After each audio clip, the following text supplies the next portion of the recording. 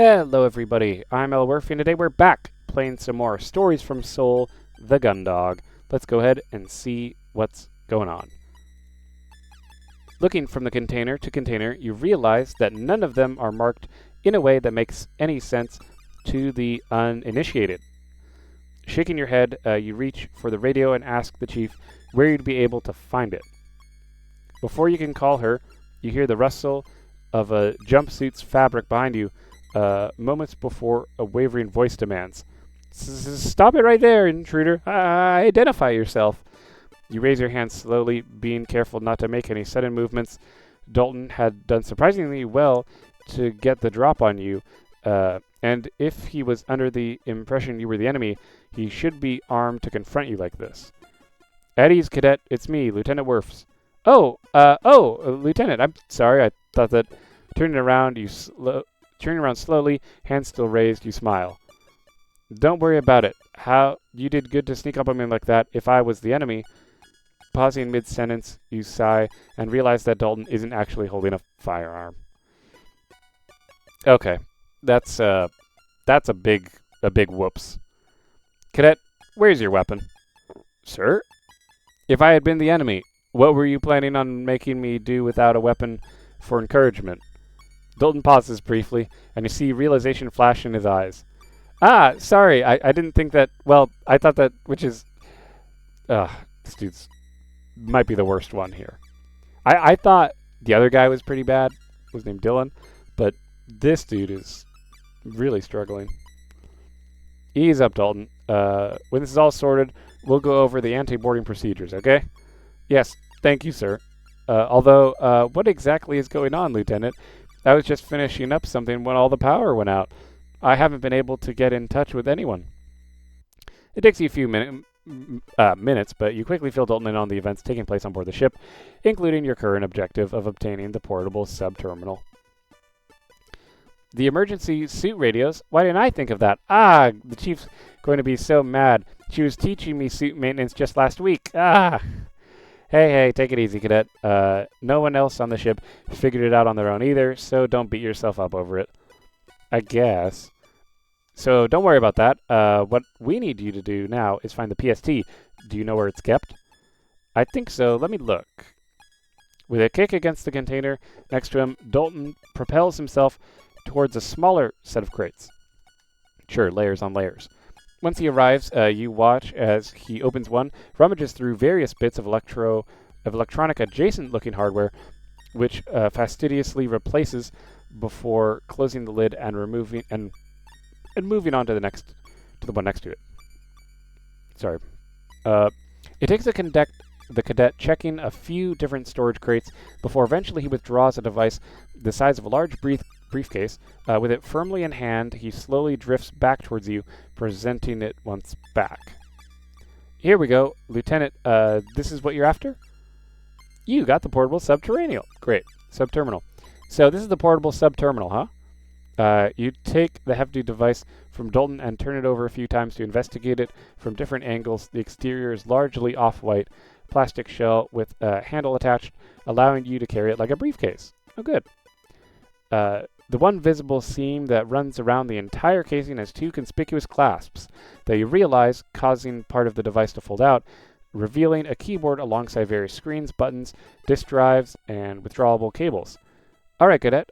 You can give me the quick rundown of how... Can you give me the quick rundown of how to use it?" Yes, sir. I guess the entry to the thoroughfare would be a good place to try it out. Sounds better than going for another walk outside the ship. Let's go." The two of you make your way through the hangar and up to the flights of stairs that lead you to the four-side thoroughfare. Once at the top, you're faced with the unyielding set of double doors.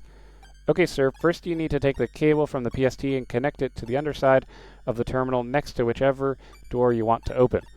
After that, you turn the device on. If you do that now, I'll show you the rest."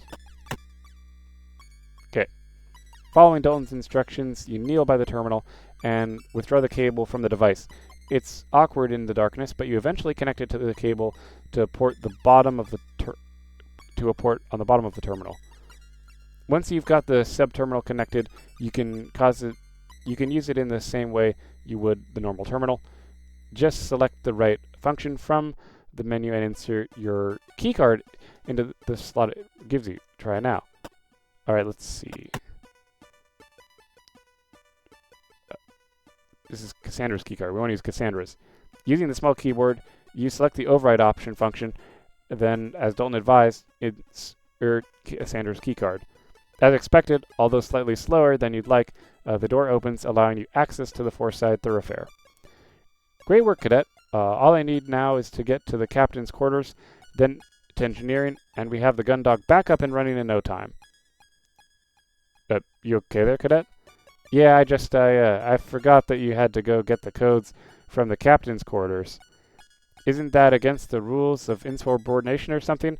I thought that it was forbidden to go into the captain's quarters unless explicitly instructed for duty. You sigh as Dalton shakily removes the cable from the terminal underside and closes the lid on the PST. Technically, yes, but right now the choice is insubordination or we all suffocate in a vacuum of space. That's a fair, I think that's a fair point. Maybe we want to not worry about insubordination at this one moment. But don't worry about it. I'm sure the captain will understand why I had to do it. Besides, I've always wanted to see what that quarters look like, so I'd say it's worth it, right? Yeah, I guess. You place a hand on Dalton's shoulder and take the terminal from him. Anyway, you take it easy here. Try to raise the chief on the radio and see if she's got anything for you to do. I've got to get moving. Yes, sir. Okay, with that, you give Dalton a casual salute, and in return, he throws a rigid, formal salute back at you, smiling to yourself. You head through the now open double doors and into the thoroughfare. Anyone to talk to? There's no one here. Okay.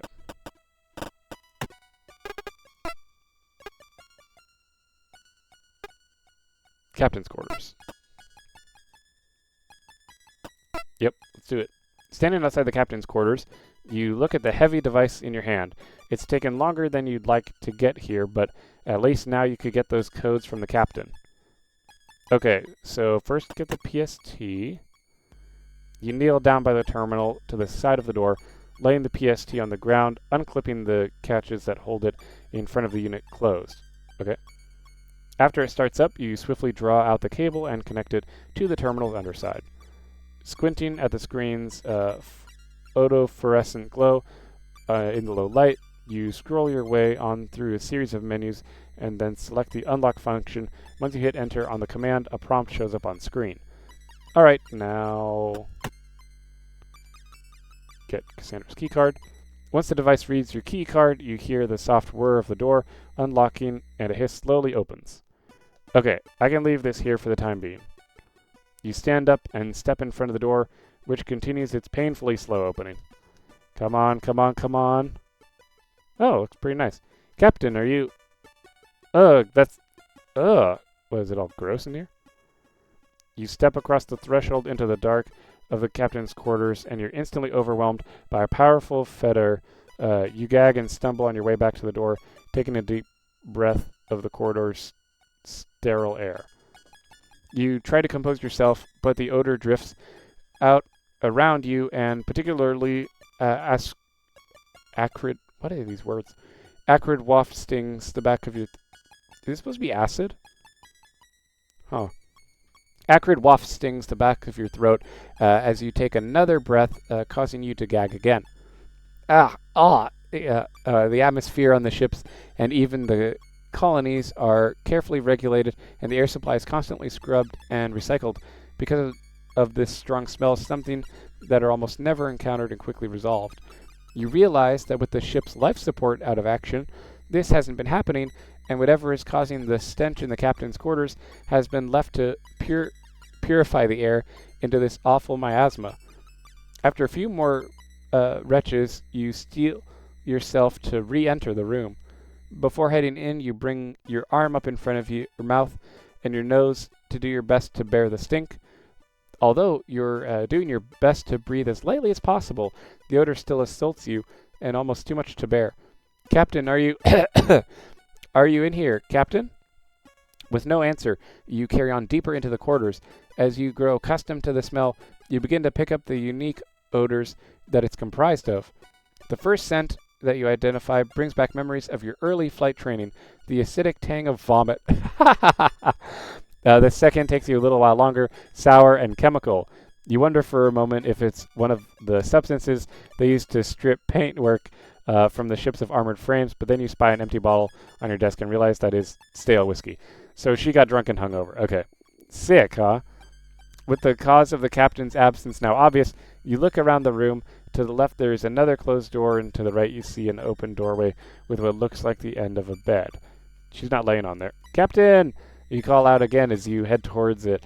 Although your reason for being here is entirely justifiable, you still feel a bit hesitant about barging in.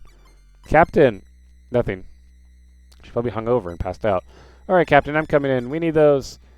Having stepped through the doorway, you find yourself in a room that's much closer to a normal bedroom than the crew quarters.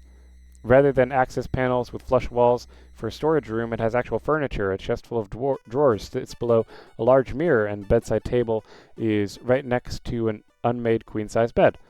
For a moment, you think that, like Cassie's won't do, the captain has just thrown her worn uniform onto the bed and left it all in a heap.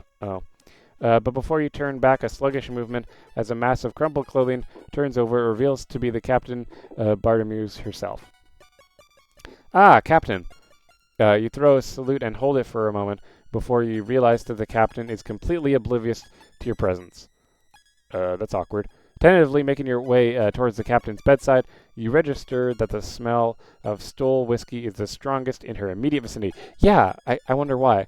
As you look around, you notice another bottle lies mostly empty, with a small pool of amber liquid left in one of the corners. Captain? You run your hands through your hair and sigh loudly. Regardless of all this, you remind yourself that you're here to get the emergency input codes. Captain, hey, Bartimeus. You place your palm on the Captain's upper arm and rock her gently. Okay. Captain, come on. You need to wake up. We need your emergency input code. Ugh. Captain, wake up! Captain! Captain! Oh my god. I don't know, slapper? You step back and pinch the bridge of your nose with your thumb and forefinger. Despite everything, it doesn't seem the Captain will be waking up from this stupor anytime soon. She'll wake up if you suffocate her. Ugh, come on, after everything. You could, like, put an aroma or something. You could take her out of the room, move her around. I don't know. Sorry. Sorry about the yawn. Just understand when these are filmed. It's, these are in long recording sessions. Come on, after everything, if I can't get the codes from the Captain directly, maybe she can keep a copy of them around here or something. Maybe. Worth a shot.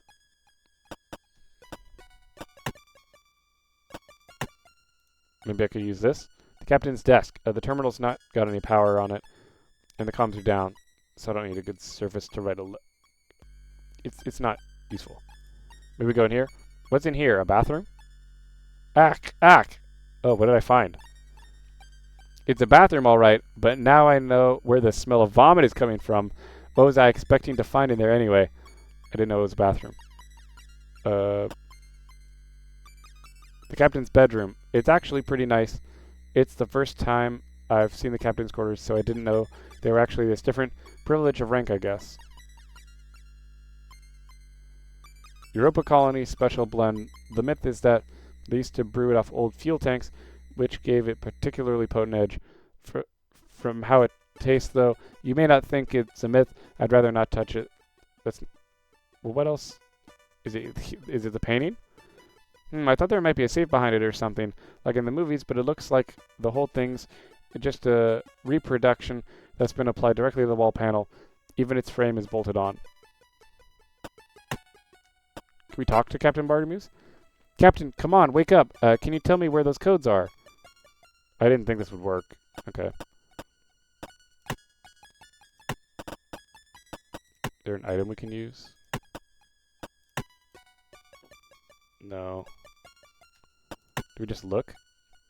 The Captain's bedroom. It's actually pretty nice. Are we looking at the desk? Pretty nice desk. As I thought, it's got a few drawers at the back next to where she sit. If the codes are anywhere, they'd be in there. Okay.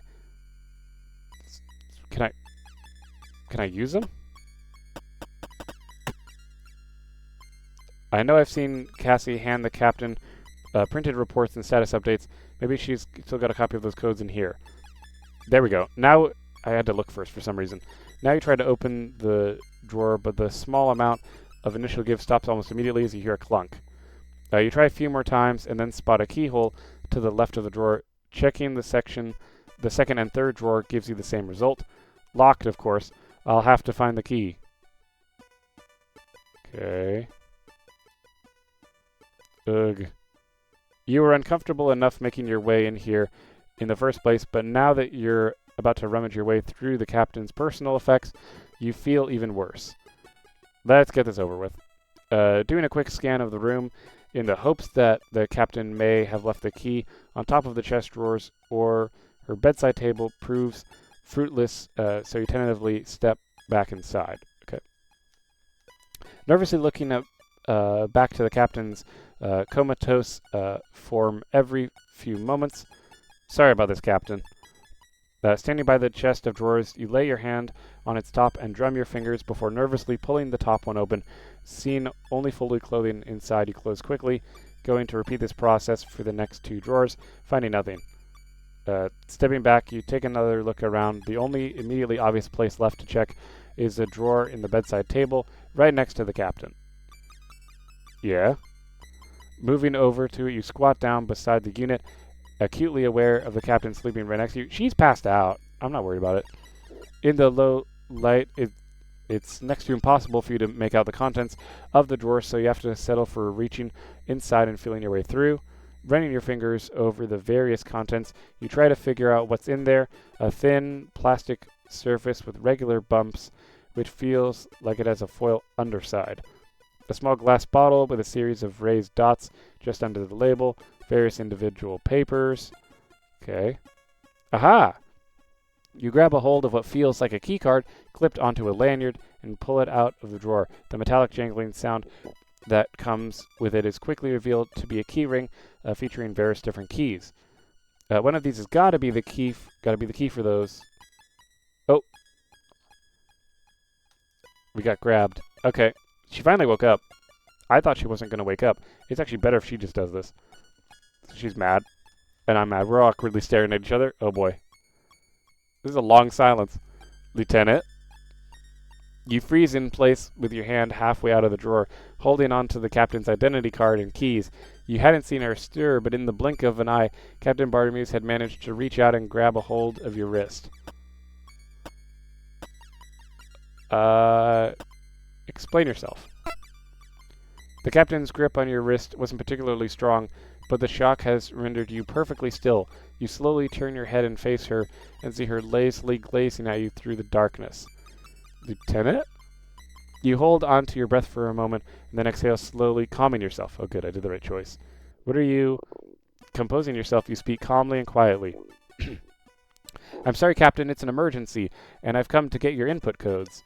Emergency? All the ship's systems have gone offline. Commander Quinn has collapsed. I've been working with Chief Cathy's and Lieutenant Lord to get your codes so that we can get the ship back online. The captain blinks groggily a few times and releases your wrist, drawing her hand back and rubbing her eyes. As she does, you slowly take the keys from the bedside drawer stand. That's why I'm here. I thought the codes might be in your desk drawer, but I need the key.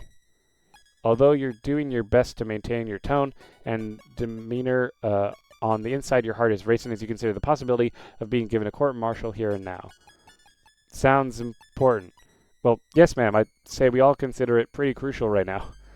That's a bit sarcastic. The captain continues to glaze at you as you stand to attention in darkness.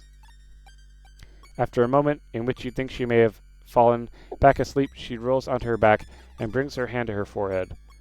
The printout with the latest access codes. It's in the second drawer. You breathe a sigh of relief as the captain rolls to face away from you. Just don't read the report. Ma'am?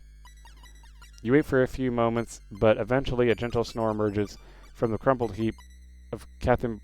We're going to read that report. Second drawer. Thanks, Captain. You got the captain's key ring. Okay, alright. Let's see which one...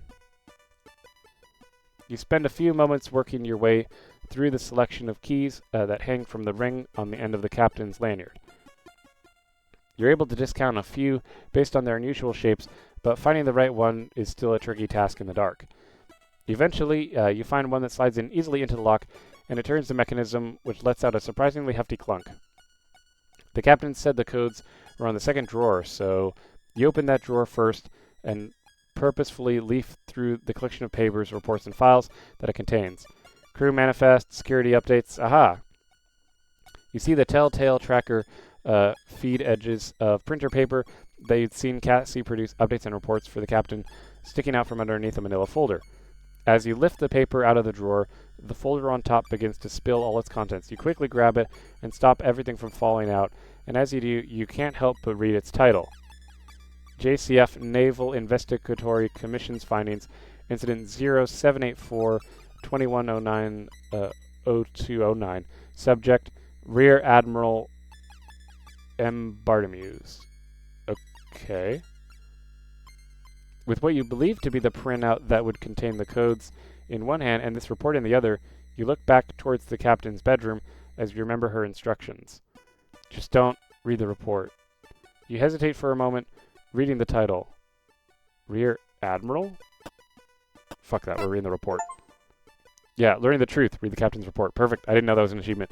You stare at the cover of the report for a few moments before looking back to the printout, then to the captain's bedroom. Placing the printout back in the drawer, you open the folder and begin to leaf your way through its contents. Because I thought she was a captain. You skim through the first few pages that outline the investigation's intention to access the actions taken by Rear Admiral and Bartimeus in the battle in lunar orbit. Oh, snap! She was involved in the battle that we were in? Oh, fuck.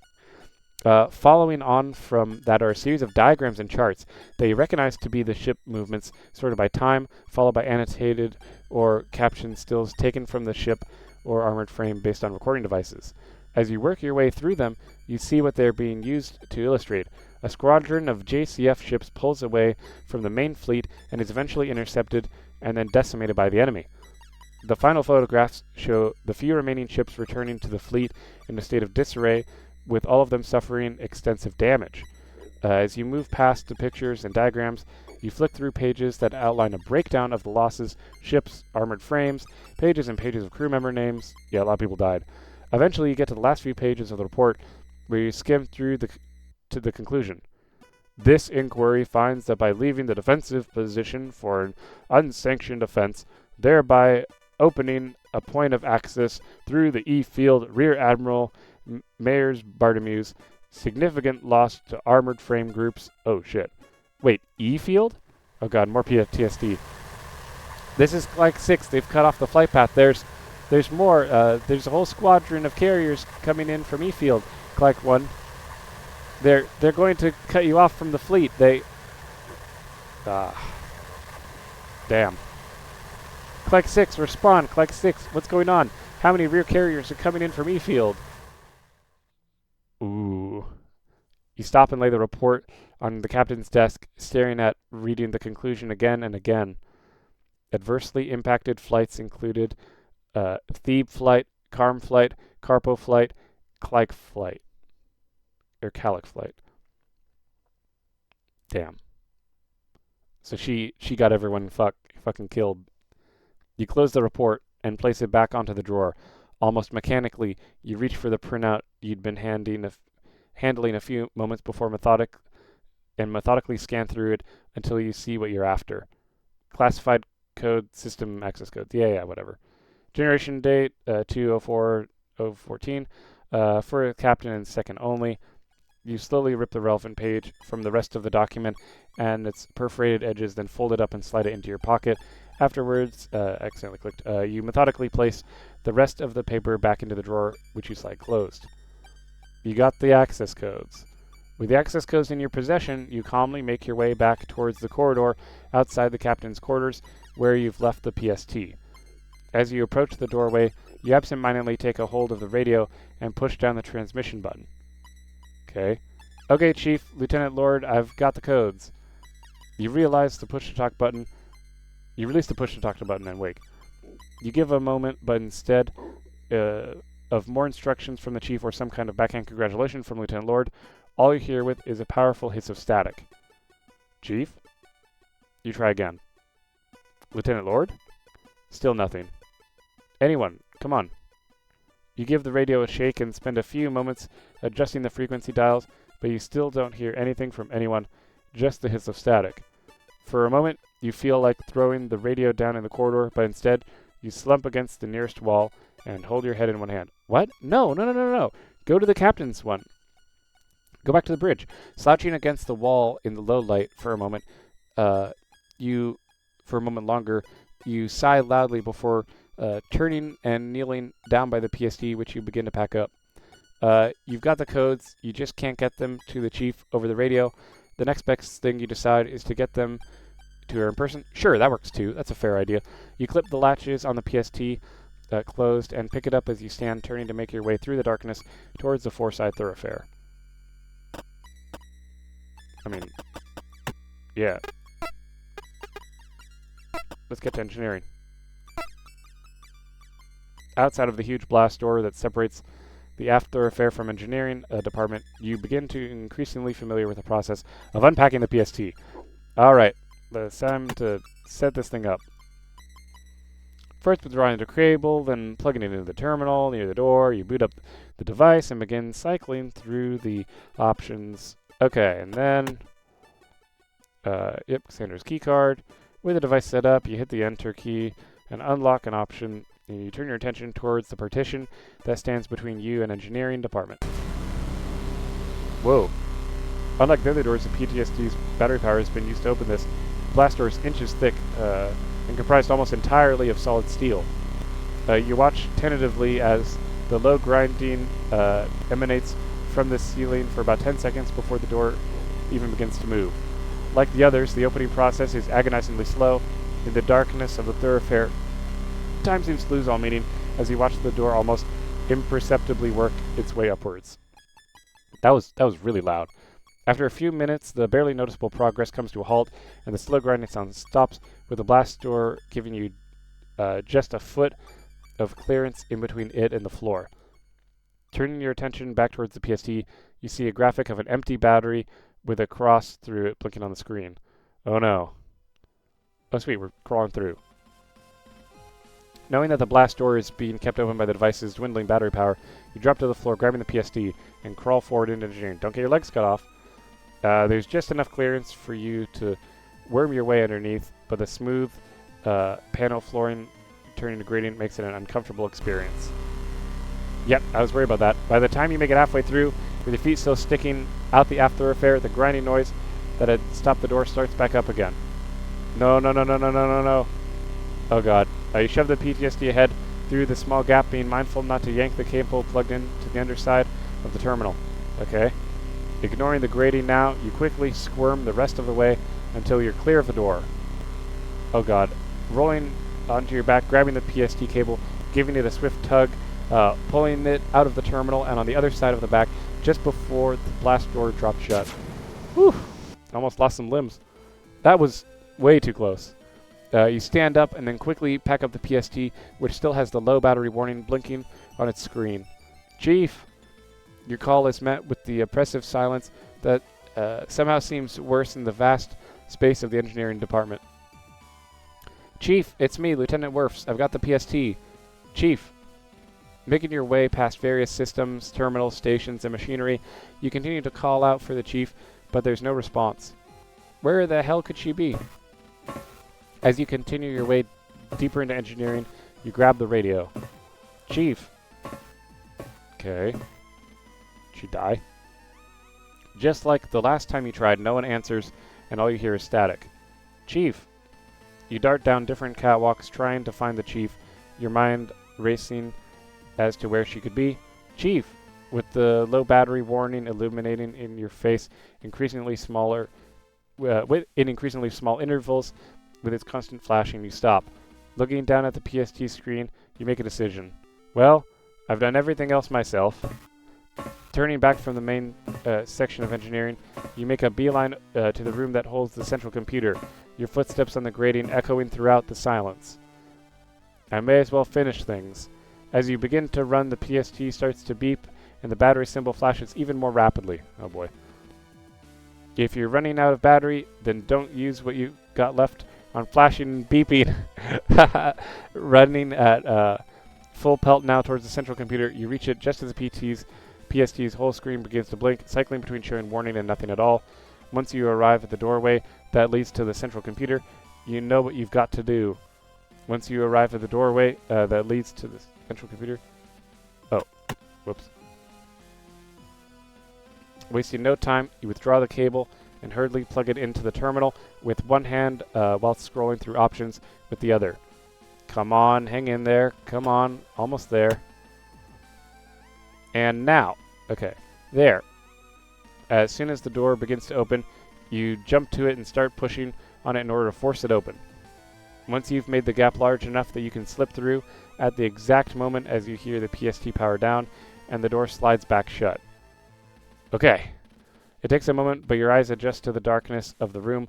Lurking around you, you see that it's a little bigger than a cleaning cupboard or a crew member's shower cubicle. Alright guys, we're going to end it here for this episode, and then hopefully we can get this whole ship back online.